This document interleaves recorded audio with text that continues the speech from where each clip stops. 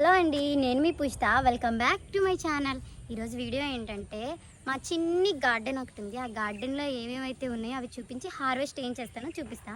Let's go, come come come. Here beans, see,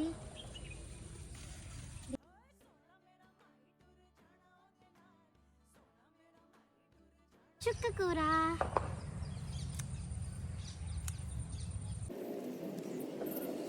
బచ్చల కూర, కుదురు బచ్చలు అంటారు మా సైడ్. బచ్చల కూర